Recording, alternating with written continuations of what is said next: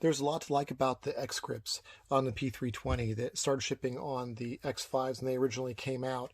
The X grips, of course, are an enhancement from the original grips that shipped in the P320, which were a little bit more round, had kind of a thumb groove here for being able to get to the magazine release, but lacked texturing at the top part, didn't have any real magwell. It was difficult to get a magwell on it. It had the mag cutouts, and it's just a little bit less aggressive, more, I think, traditional SIG style grip.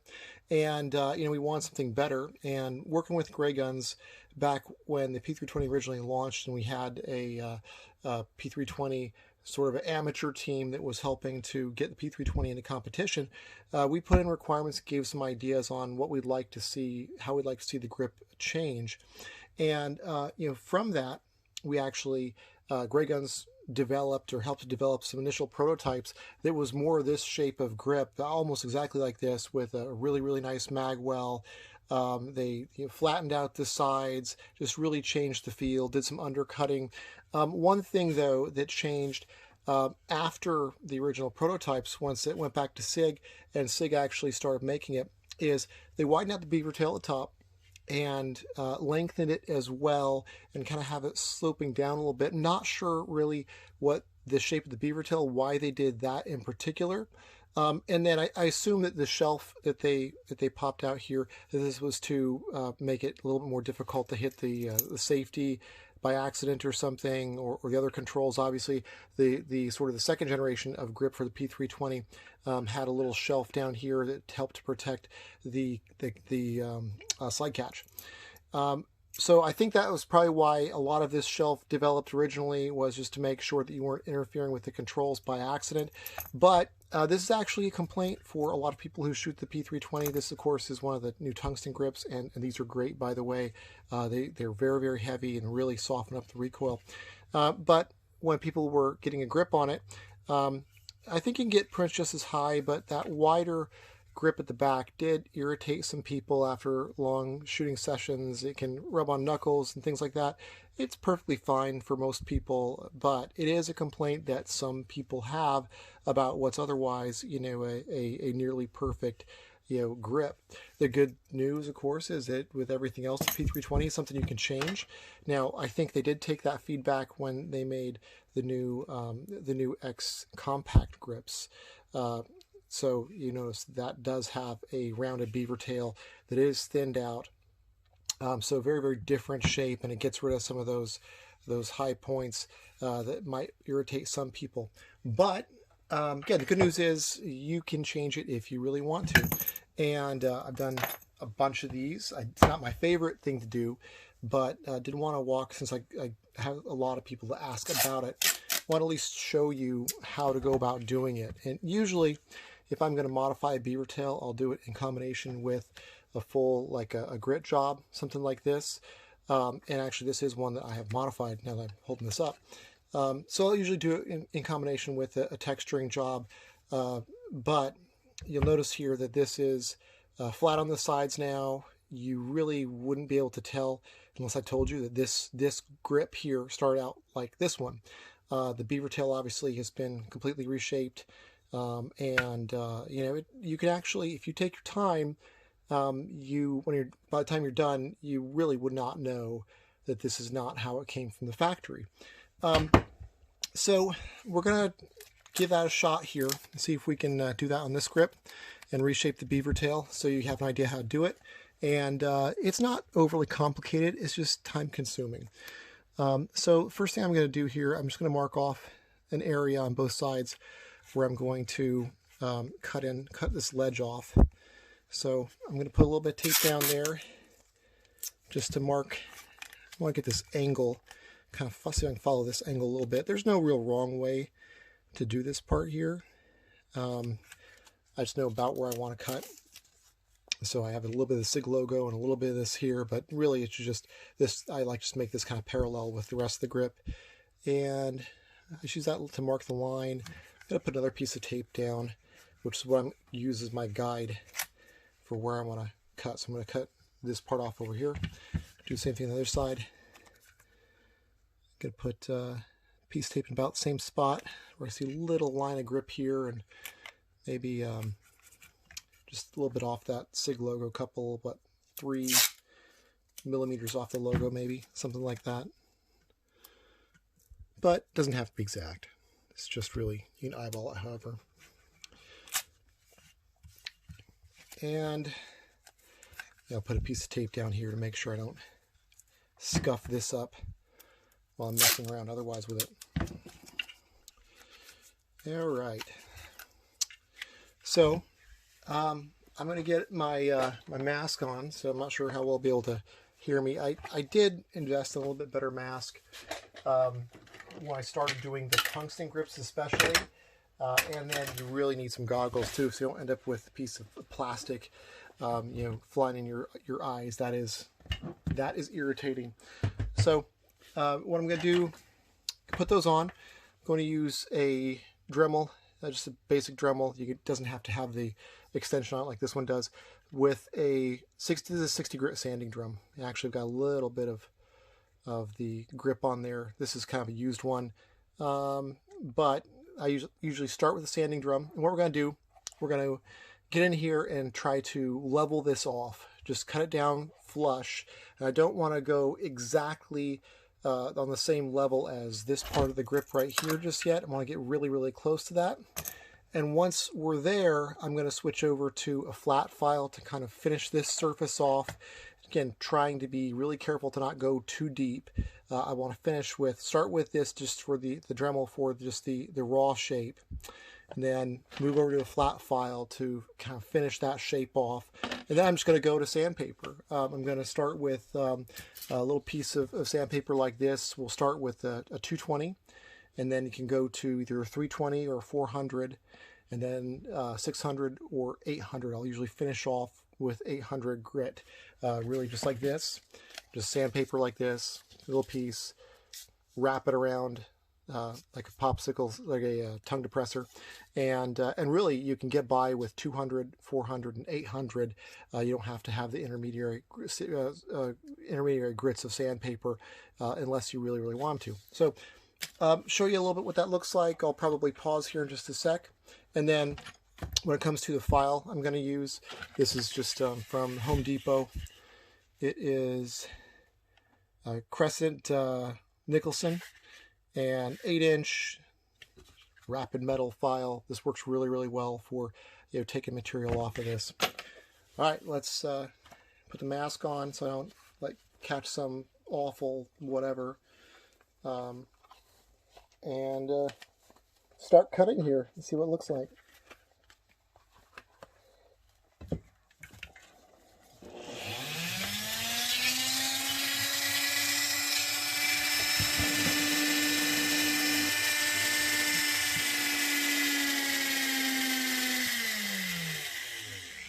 So try to keep the speed going slow. If you go too fast, you're just going to melt it, and that's not going to be a good result. If you keep it slow enough, it'll flake it off, or rather, it'll come off, as dust instead of warping and just causing all sorts of issues. So go like I have this particular Dremel on about the lowest speed, but go slow if you can. And maybe just a click or two from whatever your bottom speed is on your Dremel.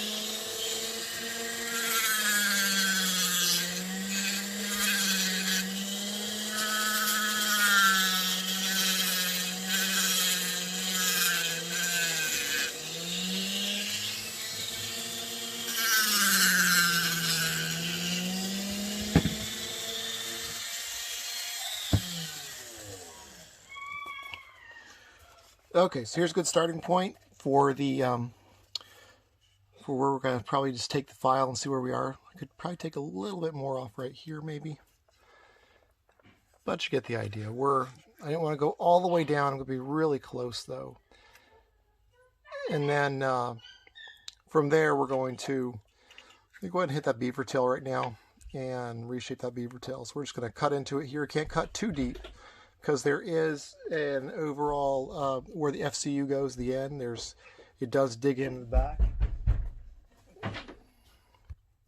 So you go, obviously where the FCU goes in, you can't cut deeper than about right there because that'll get into the channel where the FCU is. So, I go conservative when you cut this off. I'll show you where I get to it. And then you can reshape this really about as much as you want without causing any issue. So I'll show that real quick and then we'll start with the file.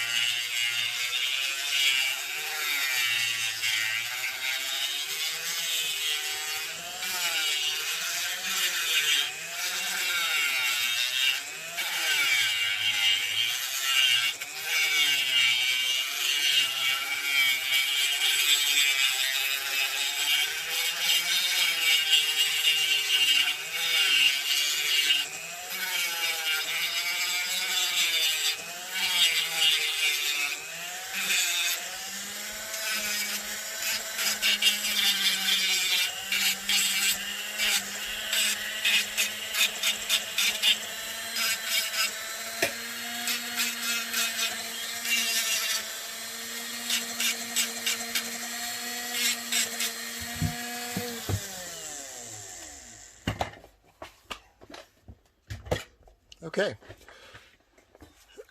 So we'll see, that may be all the Dremel work that I need to do. Again, gave it a nice traditional looking beaver tail. Doesn't sacrifice anything as far as integrity goes, but obviously thinner.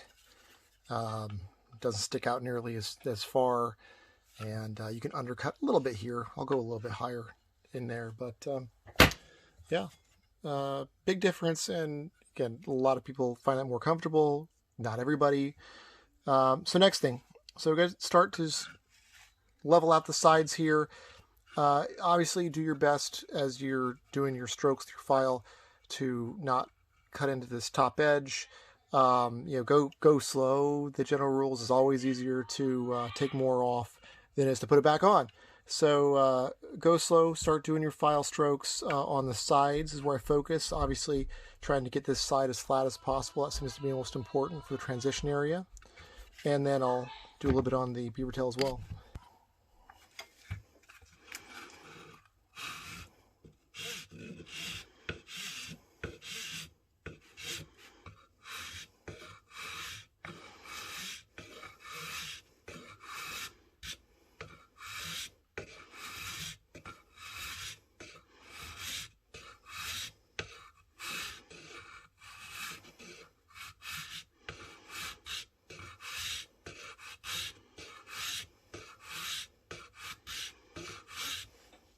I can see it starting to take shape. You can see there why I cut a little bit deeper, but obviously I'm going to go down until this little ledge here is gone, and I'm just going to try to sneak up on it and not get too aggressive until I get there, so I can have it transition perfectly instead of being abrupt. And that'll make all the difference, obviously, in the finish when you're done, is how carefully you sneak up on it.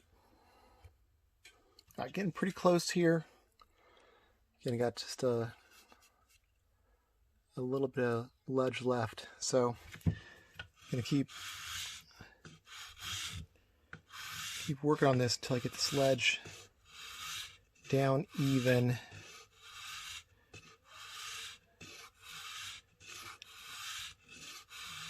There, you see just a little bit left now.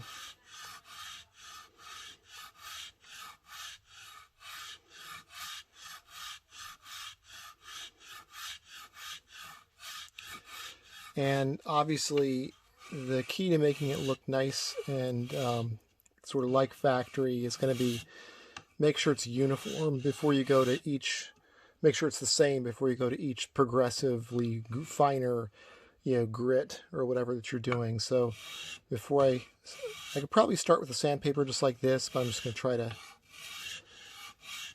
even these little guys out right here. You kind of see the cutout for the safety is about all you can see there. So almost there.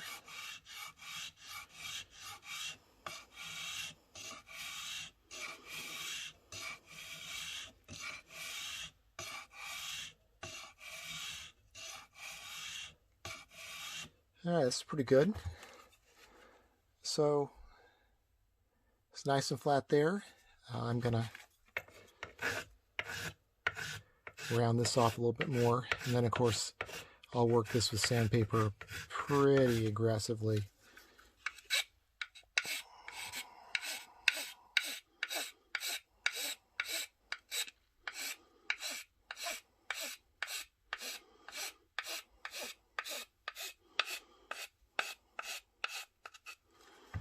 And do the same thing over here to get this side till it's like the other side.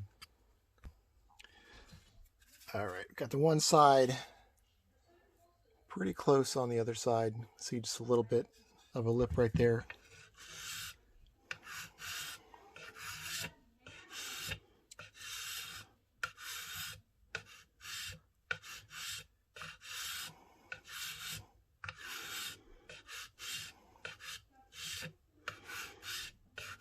See if we can get it.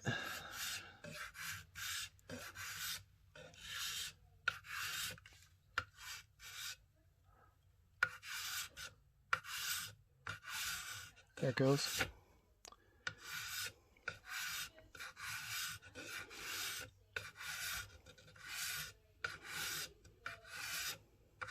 All right. It's got nice and even now. Let me round this off just a little bit.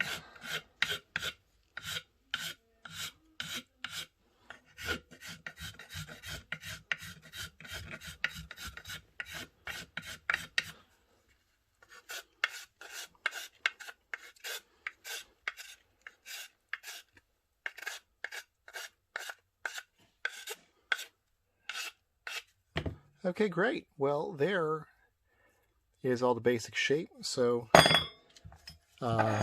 now one thing, there's a little bit of, I have some high edges up here. I'm going to take the Dremel of this real quick and just knock some of these down with the Dremel. I'm not as worried about some of the rest of this because I'm going to do glue and grit. So if you were doing, some other sort of job, you might want to take some more time in cleaning that up and making that nice and uniform like everything else and making a smoother transition. But I don't need to do the transition with that. So I'll just hit that with the Dremel in just a little bit. But to the sandpaper, you see what I got? Okay.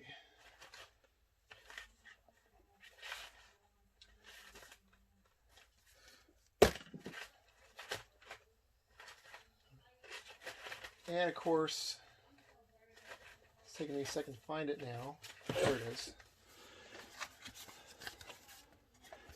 So some 220. I think this one came from Home Depot, but sometimes I can order off Amazon too. 3M's the good stuff. I've tried to do it with cheaper. Does not turn out as good with cheaper sandpaper. So if you can get the 3M sheets, then definitely do it. Nothing fancy. I just get a tongue depressor and I fold it around. I do keep the tape here until I get to about 400 grit to try to minimize my wear on this other part, and then I'll blend it with 400 or 320 if I have to. So again, nothing fancy here. Just gonna start in and smooth it out.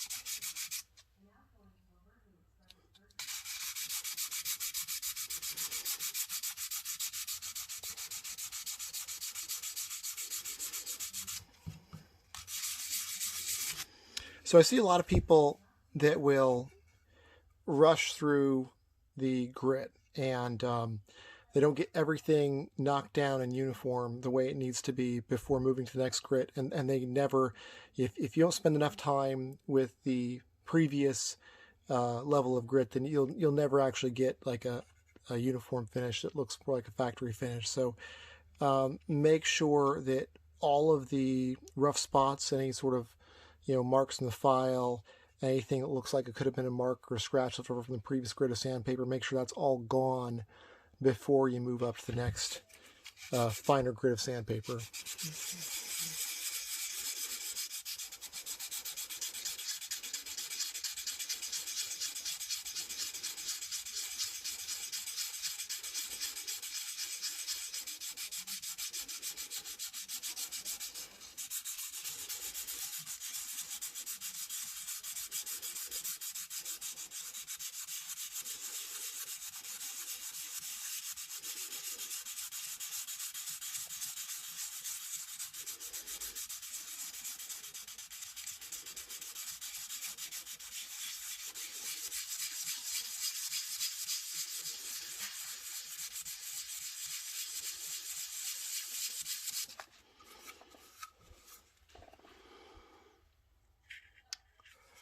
So that's where I'm at. I'm probably going to use a 320 just quickly on this, 320 grit, but it's looking pretty good so far.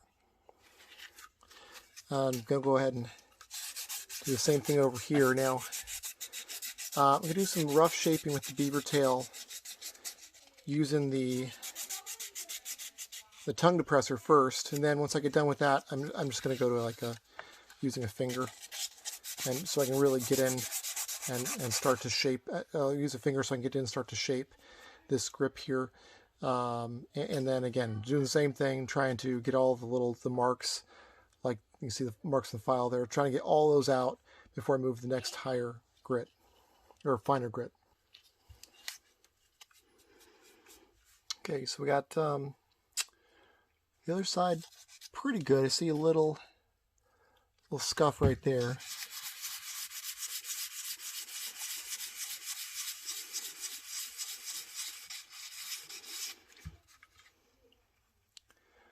And then I've hit this back a little bit already. If you want to get rid of this line, you can while you're at it. Again, I'll start with the tongue depressor, and then I'll smooth it like a finger.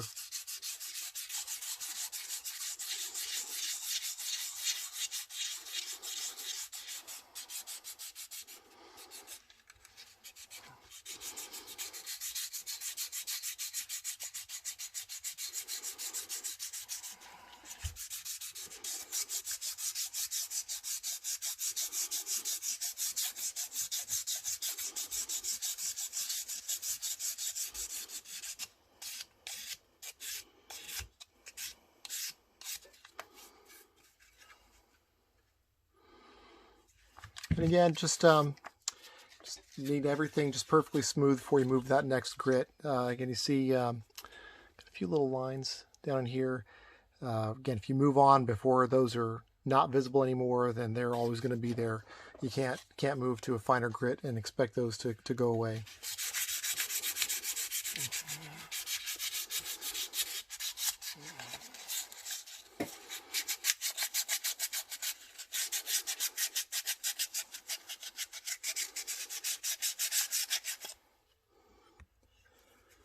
All right, so here's my done with 220, I think. I'm going to try a 300 next, or 320 next, and see if I can get everything on 320. If I'm doing the 320, I see some deeper marks, then I may go back to the 220. If you don't have 320, then you could move to 400 at this point. And 400 actually is pretty close to the factory, but again, 6 and really 800 is where I end up finishing off. So yeah, let's try 320. 20. Ha!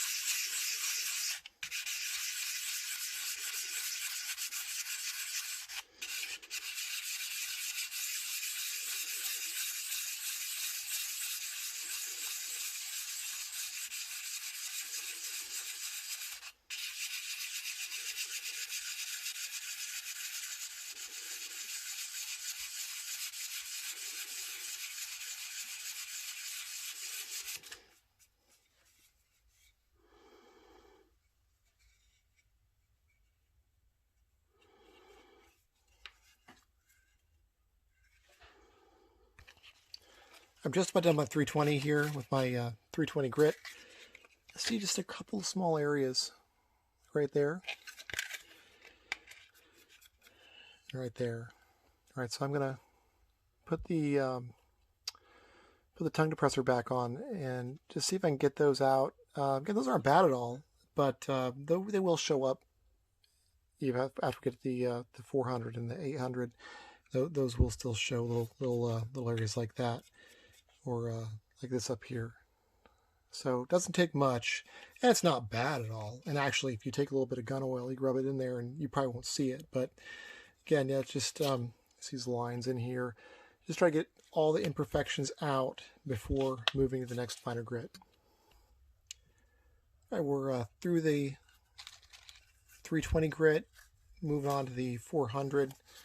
Just gonna take the tape off that I had on there, and again, same process.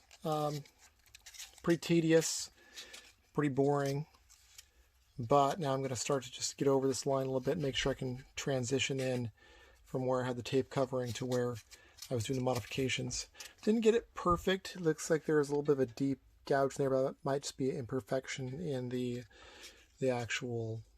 polymer, versus I think that's what that is, versus there being something else I did wrong.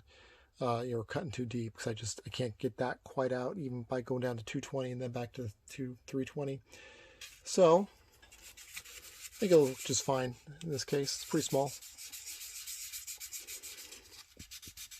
and this is where you will start to see it blend in and start to look like the factory grip.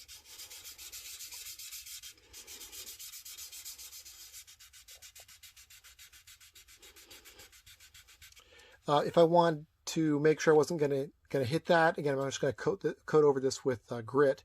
But you can tape up anything that you don't want to scratch as you're doing this.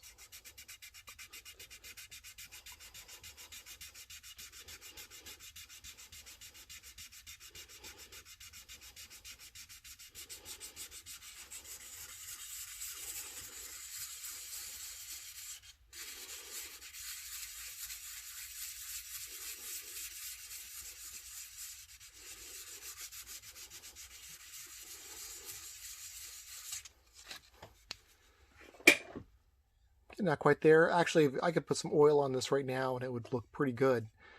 But I'm going to keep going on the 400, and then we'll hit the 800. All right, here's my 400.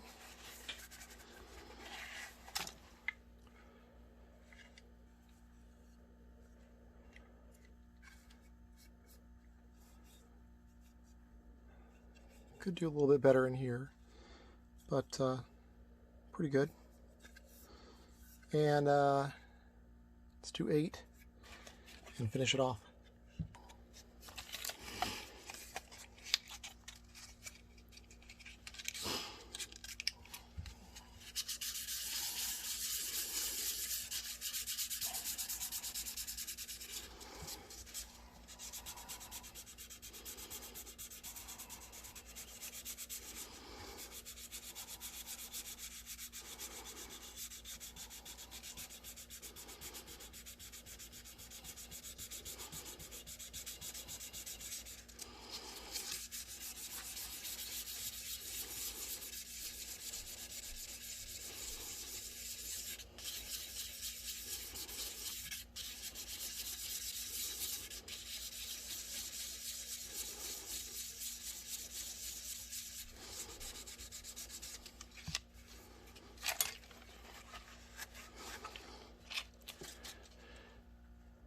Yeah, obviously this is looking pretty good. Again, you'd struggle to tell this little guy, and I'll show you how to fix that in a second. You'd struggle to tell really where the original hump was. I mean, it's not visible at all. It's completely gone, and this looks like an unnatural finish right now.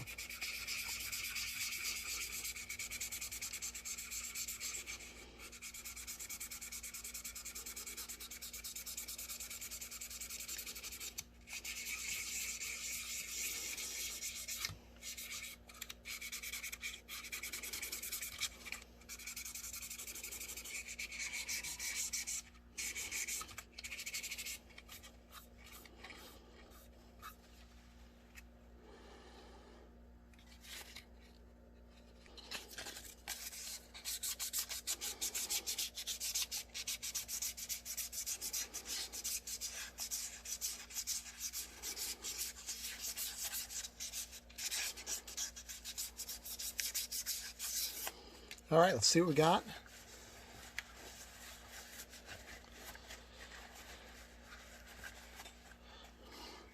Okay, this is looking pretty good. Obviously, you know, again, it's not my goal for what I'm doing to get these little areas here. You could keep going on those and make sure you finish right with the higher grit or the coarser grit before moving on. But overall, it's looking pretty good. For some of these imperfections that you just can't get out, what I'm going to do, I'm just going to add some oil onto it, and then I'll actually complete the illusion here. I mean, you can add oil when it's not quite ready and cover up a lot, but obviously I think you want to go as far as you can, which is the sandpaper before adding any sort of oil or anything like that, because you just really want to get all the get looking as nice as you can before you go and cover it up. So there you go. And you know, if you were going to hand that to someone that really didn't know how it started, I think they would be just completely, you know, they would not believe that it started out with this big hump like this, because really, you know, you put the time in and you be patient, and you can really get this looking like exactly like it came with a proper beaver tail from the factory, instead of with this other thing here. Obviously, this works on all kinds of the SIG grips, either the heavy tungsten ones or the regular ones. And again, completely unnecessary. You don't need to do this. Most people don't need that or even maybe like this. But if you're someone who is really irritated and you got a little bit of time and some basic tools or want to get some, then something you can give a shot.